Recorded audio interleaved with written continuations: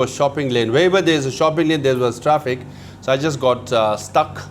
And yesterday I spoke at 2 universities. Then this morning I spoke another university. I came running. At 4:30 I have to rush because I have to catch a plane actually at 7:15, but only in India. My flight is preponed to 6:55 and 6:50, and then now I lost 25 minutes, So normally you have heard of postponement of flight, right? No one prepones because we plan, as per our schedule. Now suddenly Indigo has preponed my flight. So if Jadavpur University has to complain, please lodge a complaint to Indigo for denying us 50 precious minutes, and I'll definitely do that. So without much, and then to see room packed is very good, especially in the afternoon. After having lunch, I was told Bangla rule is sleep from 12 to 4, and I was given a time, right at the siestas, nap time. So the fact that you sacrifice your nap to come here, that means a lot. So now, as for the topic reincarnation and geopolitics, let me start with, there has been a lot of talk going on. There's a bipolar world, multipolar world, right? Much being talked about. Now, let me tell you what would Chinese world order look like, so that whether you want a bipolar world or multipolar world is for you to decide. Okay? Now, in Chinese world order, Chinese president appoints a foreign minister, okay, and he disappears. No one in the government can question, and he has disappeared now. And he appoints a general. The general disappears. He appoints another general. The general disappears. Another general disappears. And no one in the government and the Communist Party can question. Now imagine in India, if a foreign minister disappears, not for a few days, not for a few weeks, for a few months, what will happen? Everybody will say, where is our foreign minister? No one can question. That's Chinese world order. Not just for Tibetans, okay? This is for Han Chinese people, their own citizens. You question, you're demoted or you're fired. Now, in the case of Tibet, Tibet has been occupied for 60 years. If anyone in China raises an issue about Tibet, you go to jail. Now forget about Tibetans, Uyghur Muslims. Their mosques are destroyed. Imams are in prison. You cannot name your children Muhammad. And you cannot fast during Ramadan. The party members are invited to party cafeteria and you are made to eat. You don't eat, you are fired. That's Chinese world order. Look at the Hong Kong, how they treated their own people. Basic law says Hong Kong enjoys genuine autonomy. One country, two system. Right? It was promised to the British on a signed agreement, and it was also in the constitution, say basic law for Hong Kong. They will have freedom and autonomy for 50 years. But after 20 some years, Chinese government said, no, we'll scrap it. And anyone who protests, Hong Kong Chinese people, Han Chinese people, 2 million people came out in the street and protested, saying our autonomy is diluted. Our autonomy that is enshrined in your constitution. You promise in writing and through announcement. You go to jail, we beat you up, and I have so many Hong Kong friends all over the world. They left their region, Hong Kong, because all they wanted was what was promised to them by the Chinese government. It's being denied. Now Chinese government is saying, oh, Taiwan is our lost brother. We will go and occupy it. And Taiwan is saying, we are very happy here. We have a separate island. We have our own economy. We have our own flag. We have our own currency. And our economy is better than yours. Per capita income of Taiwan is $45,000. China's per capita income is $10,000. India's $2,500, $3,000 per capita income. And Taiwan is saying we are very happy, $45,000 to $50,000 per capita income. China, you are only 10,000. We don't need you, big brother. And China is saying, no, we will occupy you. We are preparing everything. The Navy, the Army, missiles, aircraft, everything to occupy you. And they have declared 2027 as a deadline. Xi Jinping has said, not just once, 3 times, be prepared. Modernized army, centralized army to prepared to occupy Taiwan by 2027. Whether they will do it in 2027 or not is to be seen, but they have declared the intention. That's Chinese world order. No one can question. Hey, Taiwan has their own autonomy. No one can question. And now China has declared by 2049, they want to be number 1 in the world. And they are marching towards that. Now, in geopolitics, we are talking about geopolitics. When you want to be number 1, what we should do? First, you must get rid of number 2. Make sure that number 2 is nowhere near you. So America wanted to be number 1. They made sure that Canada and Mexico is nowhere near America. Right? America expanded its empire. Occupied Mexican territory. Tried to occupy Canada too. But made sure they are far distant number 2. Now, if China wants to be number 1, how does geopolitics work? They have to make sure the number 2 in Asia is nowhere near. And which country is potential to be or is number 2? India. Japan is, you're right, economically. See, he said Japan, because I have to, acknowledge his knowledge. Economically. But militarily, demographically, India is.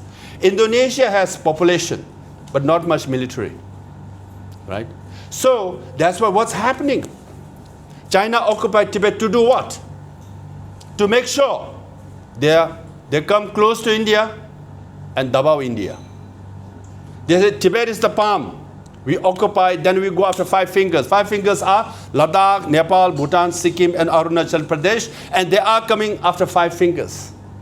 To come after 5 fingers, they're making sure all the countries neighboring India ships their allies. Pakistan is the weather-tested ally. Any given weather, Pakistan is with us. Why they are funding Pakistan? Why they are arming Pakistan? Because China sees Pakistan as India's number 1 enemy. You give your bullets, you give your guns to the enemy of enemy. What do enemy do? Target India. To do what? To make sure that India doesn't rise to become a number 2 and challenge China. And now look at everywhere. Sri Lanka, one party is pro-India, one party is pro-China. Bangladesh, one party is pro-India, one party is pro-China. Right? Nepal, one party is pro-India, one party is pro-China. Maldives, one party is pro-India, one party is pro-China. The present party declared, we don't want any troops, Indian troops, even in civilian clothes. We want them to be out and we want to invite Chinese army. It became a huge issue, yes or no? What is China's plan to make sure that India does not become a challenge? And they are coming after 5 fingers. Now in November of 2000, last year, New York Times published a major article with satellite images of 300 villages from Pakistan to Ladakh to Arunachal Pradesh to Bhutan to Sikkim all the way to Burma. They have built 300 villages inside LAC, at LAC, and within LAC. India has yet to build a road. China has built villages with Pakka road, helipad, everything. And they claim parts of Bhutan as China's. They claim Tawang as South Tibet. Why? Because they are coming out of 5 fingers. And we should know that China is an expansionist empire. The actual China, historically, for thousands of years, is only the 40% of the land of present-day China was China. Even today, the 90% of Han Chinese live in that 40% of the area. Rest of the 60% are what? Tibet. It's 25% of China's land territory is Tibet. Xinjiang is perhaps 15, 16, 18%. Inner Mongolia, Manchuria, all these territories, they're expanded and occupied. So Chinese government always, nowadays there's a narrative going, oh, China is a peaceful country. They have not occupied any country for the last 300 years, blah, blah, blah, blah, blah, right? But we all know about Great Wall of China. Great Wall of China was built by successive Chinese emperors for 1,000 years. 1,000 years. Successive emperors. To do what? To build a wall between China and other countries. That is the border. They take pride in saying that even if you go to moon, you can see the Great Wall. Because we are so great. We have built the longest wall ever. If you take out brick, you can go all the way to moon and come back. That many bricks being laid as the border. Now where is the Great Wall now? It's inside China. Across the Great Wall, Mongolia. Inner Mongolia is part of China. Manchuria is part of China. At this side, Xinjiang, and we have Himalayan mountains as the border, right? Tibet and Xinjiang are part of China. Now if you say, but you built this Great Wall, that was your border for 1,000 years. Every Chinese emperor said, this is the wall. Beyond that wall are barbarians. But yet you say, oh, we are very peaceful. We don't occupy anybody. Yet you have crossed Great Wall and occupied. It is Jeffrey Sachs. He's a Colombian professor. He's a Nobel laureate too. And he says, oh, China believes in harmony. They believe in Confucianism. They believe in harmony. They are very peaceful. And they will never occupy even Taiwan. They will not interfere and intrude into any of the border areas. He has no clue. Confucianism is a theory. Expansionism is a reality of China. So this is what we should know.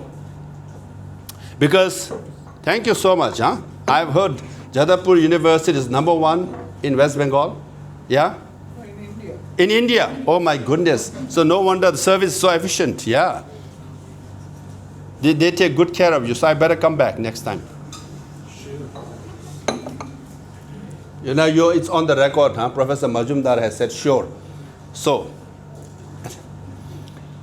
now in this geopolitical context, why the reincarnation of Dalai Lama is important? Dalai Lama is revered and respected not just by Tibetans. Whole of Himalayan belt, Ladakh, Laos, Spiti, and Himachal, Nepal, Bhutan, Sikkim, all the way to Arunachal Pradesh.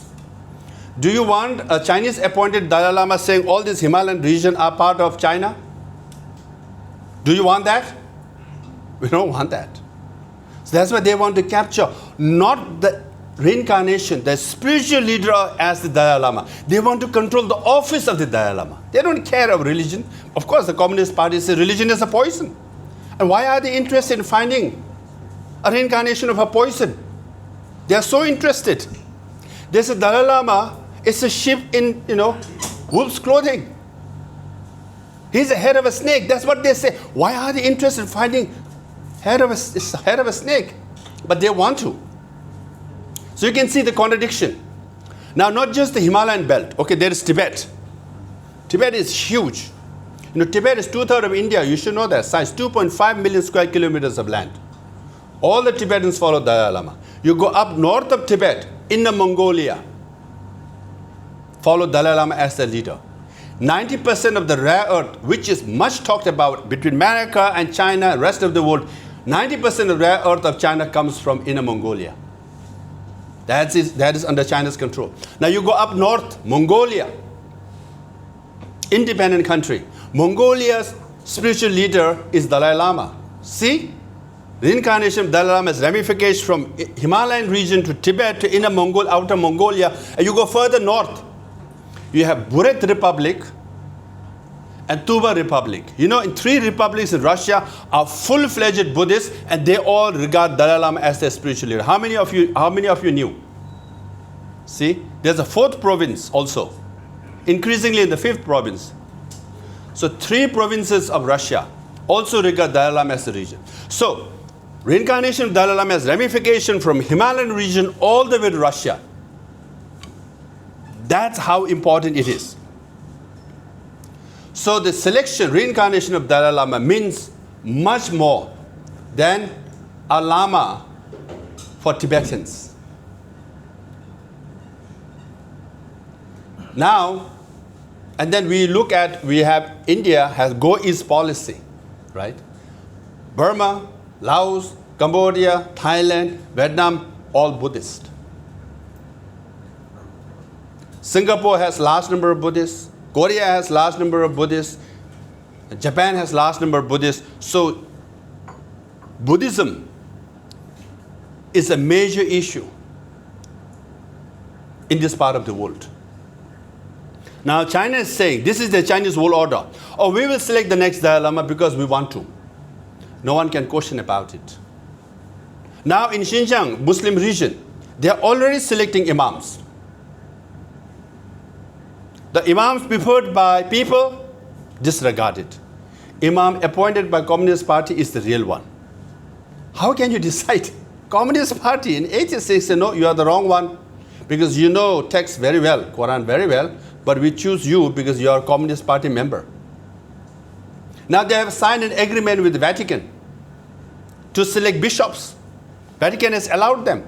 I thought the secret agreement meant Vatican will nominate bishops, candidates, and China has to pick one. No, it's other way around. Communist Party of China nominates 2 patriotic Communist Party members, bishops, and Vatican approves one of them. They just give it 2 choices, okay? And that's the legitimate bishop. And now soon, you know, there was a cardinal in Hong Kong called Cardinal Zen. If that seat is opened, if China says, no, no, we want this cardinal, not that cardinal, Vatican will go with them, most likely.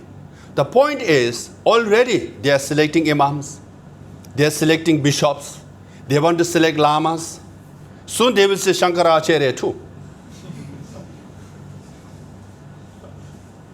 Oh, you cannot come to China. This Shankaracharya can come, you cannot come. You don't speak in favor of China, we don't regard you. You speak favor of China, we regard you. You might think, is it possible? It's possible. Why? On National Day of China, you check list of people going to Chinese embassy and Chinese council right here in Calcutta.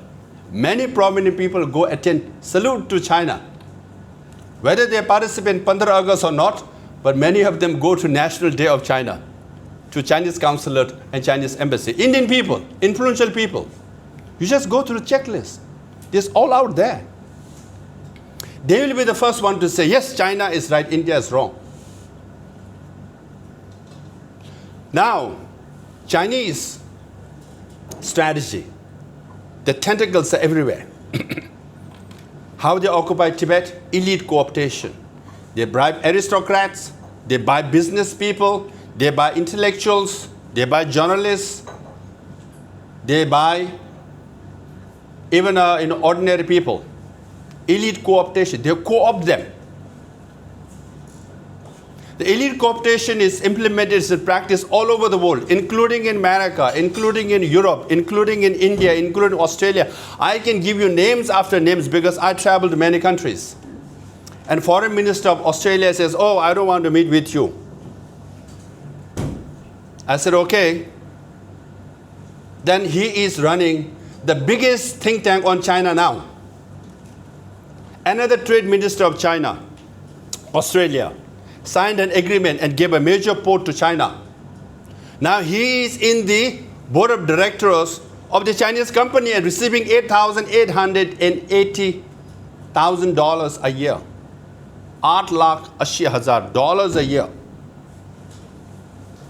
I went to Norway. He doesn't want to meet with me. Suddenly, he is the foreign minister of Norway. I can give you names. Foreign Minister of Norway, Norway used to give us around $1 lakh, $2 lakh, something, to the Tibetan government exile, which I ran. One day they want to cut the aid. I went to the foreign minister. I said, why you want to cut it? These are for medicines for older people. And Norway, you have $10 billion surplus every year. Norway is one of the very few countries they have surplus of budget, 10% or 20% surplus of budget. $100,000 means nothing. They want to cut. And foreign minister happens to be in the advisory council of International Development Committee of China. Now, where is the foreign minister of Norway now? He is the president of World Economic Forum. Everybody said Davos, Davos, Davos. Oh, this is the business elite go there. Or they are only business, they have only interest business. No, the president of World Economic Forum was a former minister of Norway, and who he invited in 2007, the first guest, Xi Jinping. And if you look at the headlines coming from Davos that year, oh, China is so great. China is more favorable than America. Oh, Xi Jinping is better than Trump. Maybe it's easy to say that. And then all that, the red carpet was rolled out. So you should know that this is Chinese world order. When they can buy ministers of the richest countries in the world, you should know about West Bengal and India. Okay? A lot of people, they want to invest. They want business from China. So that's why I'm on the record, okay? I mean, I gave an interview for ANI, Smita Prakash recently, and I asked, and I said, why are Indian celebrities, movie actors, and cricketers endorsing Chinese companies? They already have name, they already have money. Few more rupees. You endorse Chinese company over Indian companies. Our Indian cricket team, now it has changed. At one time, just check, few years ago, when they participated in World Cup, they have Oppo, they have Xiaomi, Chinese companies sponsoring. It looks as though from the uniform, they are playing for China. How come the Indian companies don't sponsor cricket team? This is Chinese world order. Chinese tentacles are already in cricket team, in Bollywood, among celebrities, among business people, among journalists. Of course, politicians too. What happened in Tibet is happening in India, is happening around the world. That's why I always say, if you want to understand China, you must understand Tibet. If you don't understand Tibet, you will never understand China. And you get beaten all the time. कितने बार Hindi China bye bye किया? हाँ, Hindi China bye bye bye bye. बहन नहीं है, बहन सब हमारे साथ हैं, हमारे साथ. Bye bye bye. फिर चाइना कहते हैं Hindi China bye bye bye bye, धोखे देके बाय बाय. फिर इंडिया जाते हैं Hindi China bye bye bye bye. China says bye bye bye bye. How many times in 60 years? Look at your border. In all the neighboring countries, they are coming every year. AK-47s are made in China by militants. This is Chinese world order. And tentacles are already inside. So that's why the reincarnation of Dalai Lama is important not just for Tibetans. It's important for India as well. The whole of Asia. Do you want Chinese world order? So, I'm always challenged by Chinese students. Oh, you are biased, you are separatist, you are exiled, you have never seen Tibet. Yes, I agree with that. And you talk about Chinese world order. Yes, I do. But the Western world order, I'm not praising them. It has hypocrisy, it has double standard, I know. We also have been receiving end. But any day, I can criticize any president of the West. I will not go to jail. I can criticize Indian leaders. I will not go to jail. But if I go to China, if I criticize any Chinese leader, I go to jail. That's the difference between Chinese world order and the rest of the world order. That's the choice. So India has a choice. It's an elephant, slow walking, but most powerful animal. And dragon is challenging. It's the two model. Development with democracy is India's model. Development without democracy is Chinese world order. But Which one you choose? I think it has been proven. Amartya Sen, Nobel laureate, right? He wrote the famous book called Famine, in which empirically he proved that there was major famine in China and millions of people died. But from climate point of view, the famine was going to be worse in India. But because India has or had a continuous freedom of speech, everybody criticized, everybody wrote about it. So whatever the grain that was available in government storage was supplied to the people. So there was death, but far less than China. China had more grain in their storage. But everybody was praising Mao, saying, what is the situation in your county? Very good. Everything is good, Chairman Mao. Everything is good, Chairman. And millions of people died. That's Chinese world order.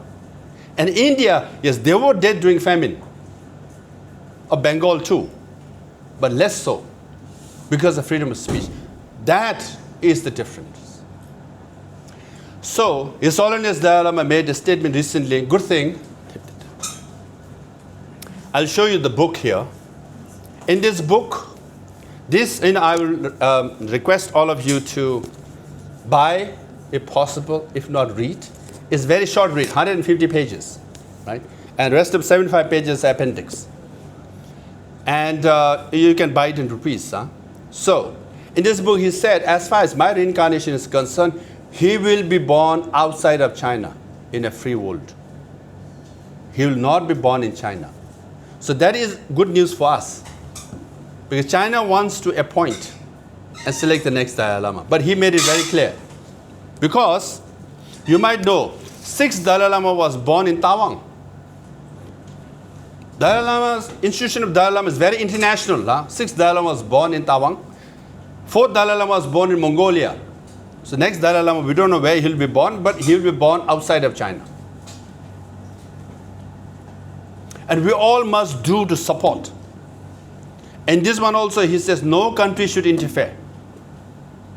America, I lobbied in 2020, and we managed to pass Tibetan Policy and Support Act of 2020, which made it very clear that only Dalai Lama and his followers will decide as far as his reincarnation is concerned. If anyone interferes, any Chinese officials interferes, America government will sanction that official. Perhaps India can do the same. Will India do it? But India has 5,000 years of history where the kings and the emperors, they don't interfere in matters of religiosity. Maybe in few occasions, normally is for the followers to decide, the temples decide who their guru is, who their Shankaracharyas are. So India can say, our parampara, 5,000 years, we don't interfere, and we will not interfere in the selection of Dalai Lama, nor should any country. That is good enough. I hope that kind of statement will come out. Now, we can go into details as to what is reincarnation or not. And I'm in West Bengal. I know there are some atheists, agnostic, there are some religious people, all kinds of people, in the room. So debate is healthy, it's allowed. But primarily what it means is, it doesn't matter whether you believe in religion or not, whether you believe reincarnation is not. Finally, ultimately, it means it is the choice of Dalai Lama. It's his personal choice. He wants to come back, he wants to come back. Where he wants to come back, when he wants to come back, it's his choice. No one should interfere. His family should not interfere. Tibetans should not interfere. No one should interfere. No government should interfere. It's his individual personal choice. Similarly, we talk of women's rights. We have all kinds of rights. But ultimately, it's your choice. That's what we are telling Chinese government. It is Dalai Lama to decide. Who are you? And also in the statement he issued recently, third paragraph said, for the last 14 years, because he issued a major statement in September 2011, for the last 14 years, Tibetans from Tibet, inside Tibet, have requested him that his reincarnation should continue. Buddhists in the Himalayan region have requested, appealed to him for the reincarnation to continue. Buddhists in India, Buddhists around the world, Buddhists in Mongolia, Buddhists in Russia, Buddhists in Southeast Asia, including China, have requested and prayed that his reincarnation should continue. Thereby, he decided that he will bless his followers, their request to come back. So Dalai Lama's reincarnation is not that he individually wants to come back. It's his followers around the world are begging him, requesting him, praying him that he wants to come back. That's why he's coming back. That's the difference. As for China, no one is asking them for Dalai Lama to come back in China. In fact, we all are telling him, don't. We are telling China, you're communist, you're atheist, you say you don't believe in religion. Don't interfere. They say, no, still I will interfere. That's the difference. It's his individual choice, and it is the choice of the followers, and followers made it very clear. And followers are telling China, don't interfere, it's none of your business. And China destroyed 98% of monasteries and nunneries in Tibet. They destroyed 99% of monks and nuns. Even today, they continue to destroy statues of Buddha, statues of Guru Padma Sambhava, monasteries after monasteries. Yet they are saying, oh, we want to choose the next Dalai Lama as spiritual leader. What credibility do you have? You've been destroying Buddhist monasteries. You've been discouraging practice of Buddhism. Yet you want to select next leader. And His Holiness Dalai Lama has a very funny answer. Oh, if Communist Party of China is so interested in reincarnation, first they should practice selecting reincarnation of their own Communist Party leaders. Go find Mao Zedong's reincarnation. Go find Chou Enlai reincarnation. Go find Deng Xiaoping reincarnation. Then only come back and say, yeah, we practice reincarnation even in Communist Party. Then we can debate. They don't want to find reincarnation of Mao Zedong. They don't want to find reincarnation of Chou Enlai. Yet they want to find reincarnation of Dalai Lama, who they hate actually. So this is ultimately is an issue. Now, Tibetans, I say this, let me conclude here. How many minutes do we have? We should keep some time for discussion. Q&A, of course. So maybe that you wrap up in 5 minutes? Sure. I can wrap up in 50 minutes or 5 minutes or 2 minutes. Yes, I'm. Sure. Now, the importance of Tibet, right, geopolitically, and the Dalai Lama, as I mentioned, 2,500 kilometers long border. Historically, Tibet acted as the buffer between India and China. You know, historically, China never had even an inch of land border with India. Not even an inch. Some say through Xinjiang and all that. No. You know, the three supposedly great scholars of China came to India to learn Buddhism. You know, how did they come? They didn't come from China to Tibet to India. They came through Karakoram, through Afghanistan, Pakistan, all three of them. Huh? Hunshan, yes.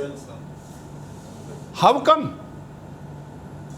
So in fact, America wanted to support Kuomintang, Republic of China, during Second World War. They went to Tibet and asked for route from India to Tibet to China. Tibet said no. So Tibet had its own currency. Tibet had its own judiciary. Tibet had its own court system. We practice our own laws. We were an independent country and occupied. In fact, now let me end with this. The McMahon line that's drawn was signed in 1914 between British India and Tibet.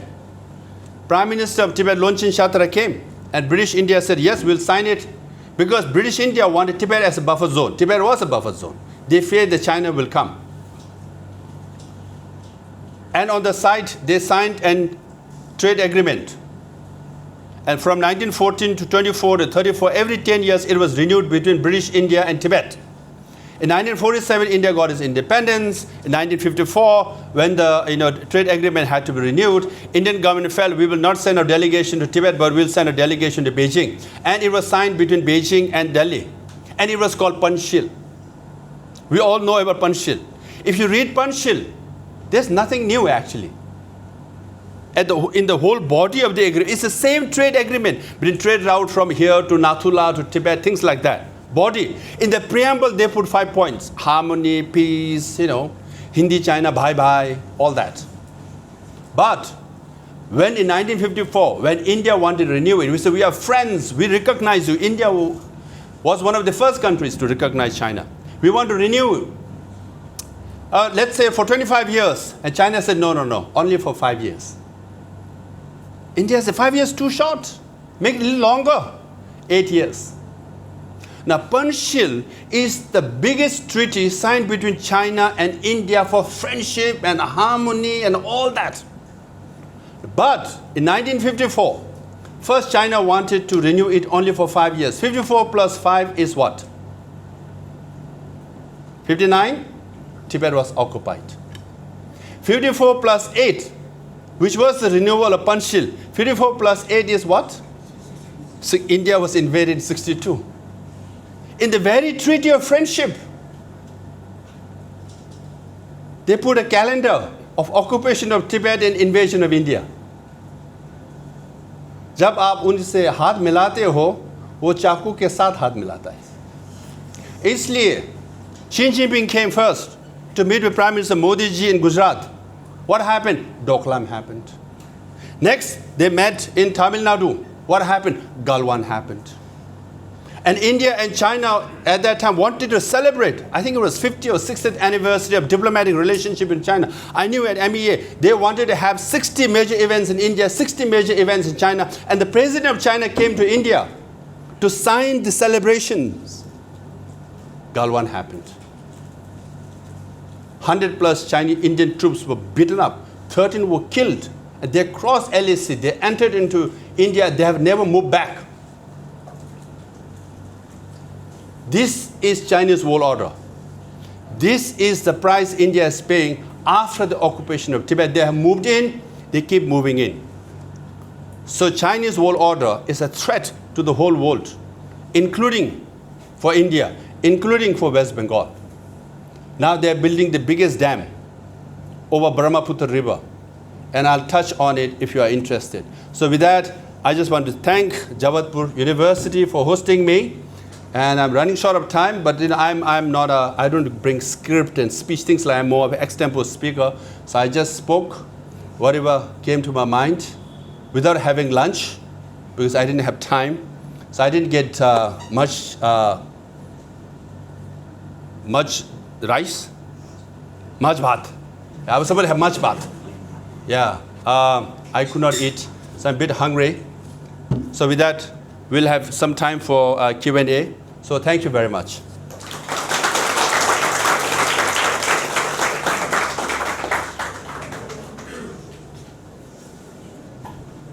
Thank you. I hope all of you will agree with me that this was really a very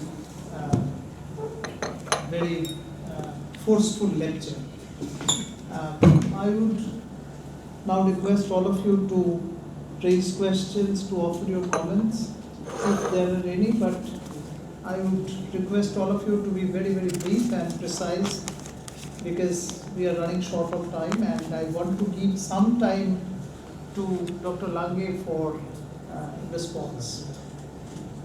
Konok and So, yes, I see three what about hands. the present situation of Panchen Lama, dominated by Yogen Thinle, and about Chiang Kai-shek, and who established a party? Chiang Kai-shek is no longer, but he established a party. I do not know what is the situation. Kuomintang, yeah. Panchen Lama. Would you mind if Sure. it takes Okay. a few questions so that you Sure. can make your response together? Yes. Yes. I'll come back to you. Yes. Go ahead. Very good presentation, sir. My question is to Sangay, sir. Sir, my question is to I am Saurabh Vishwas, present with the PhD scholar in this department of education and studies. My first question is, since the post-Galwan incident, China's aggressive role along the India-Tibet border has increased many times over. At the same time, China has been showing its Arunachal Pradesh Arunachal Pradesh as a part of its own map. Could this push to China-India relations towards the greater tension in near future? First question. Secondly, we all know that after China's unilateral control over Tibet, Mao Zedong articulated its five-finger strategy. You can mention it. So, using the similar approach today in current scenario, exploiting the instability in current Nepal and Bangladesh issues, China is creating a new strategic obstacle to India's chicken neck areas that could move to push to China-India bilateral relations towards a conflict like Galwan in near future, and along with that, in near future, and last included this, how might Tibet break from Chinese control given the current geopolitical context? How is it possible? Thank you. Okay. Yes. Rashid sir, I am from Darjeeling and I share the same sentiments as you regarding this matter. I would like to give a brief description about my thoughts. This place called Tibet is a mystical land for me. The land where rivers flow in the color of jade. Short. I'll just give a short description. What I feel is now the rivers have changed the color to red, flowing with the blood of my people. Now as it is, the communists use their color red. It's very much simple that they don't sympathize with my people. I wanted to ask you a question. We saw the fall of the Soviet Union, and communism is ideology that has never succeeded in its time and tenure.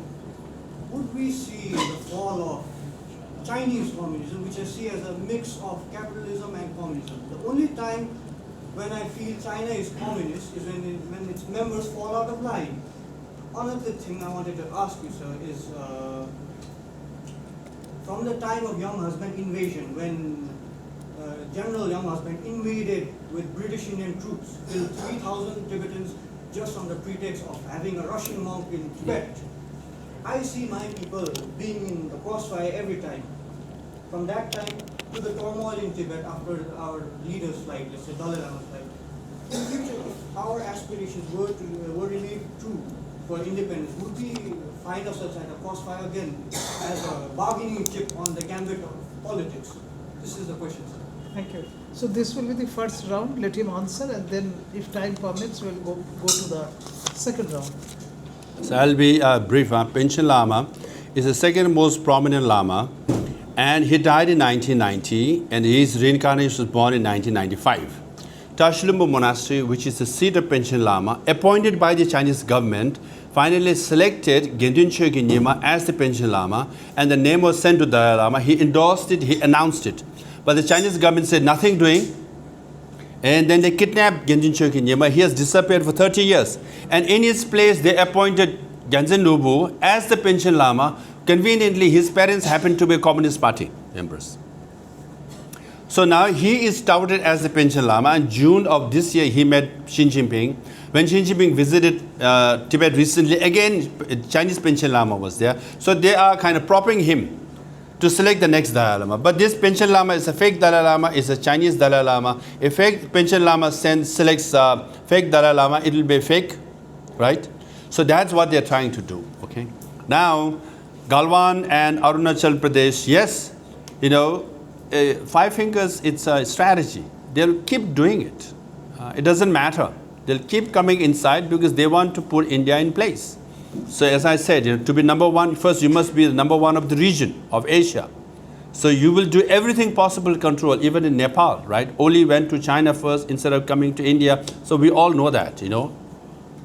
There are in fact more Chinese in Kathmandu than Tibetans in Kathmandu. There are more Chinese flags and Chinese signboards in Kathmandu than the Tibetan, you know that. So a Chinese embassy in Kathmandu actually till recently was the most powerful embassy, more powerful than India's or America's, because they don't allow you to celebrate Dalai Lama's birthday.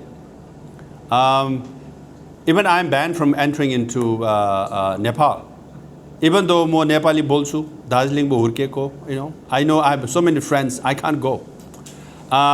Chicken neck, yeah, it's true. They're building the biggest dam, bigger than, Three Gorges Dam. Imagine, you're weaponizing dam now, you're weaponizing water. Number one, I don't want to get in a bit of a diploma in environmental law. More dams you build, more earthquakes it will happen. They have built 400 dams in Tibet. They want to build 200 more to generate energy and power for the AI. You need data centers. Data centers is AI. And plenty of hydropower in Tibet. So they are building more and more. That's why so many dams are built in Tibet. Recently there was an earthquake in Afghanistan. There was earthquake in Pakistan. Recently there was earthquake in Nepal. There was earthquake in Burma. There was earthquake in Tibet. There was earthquake in China. You just look at Sikkim also. Look at the whole Himalayan. So many earthquakes in recent years. Why? Because you build dams, you hold water, water seeps through, and wherever there's a crack, it crack opens and it leads to earthquakes. So there is a correlation between building dams and earthquakes. Now no one is complaining. India should complain. You can't build such big dams because, you know, Brahmaputra is a lifeline for Assam and northeast and Bangladesh.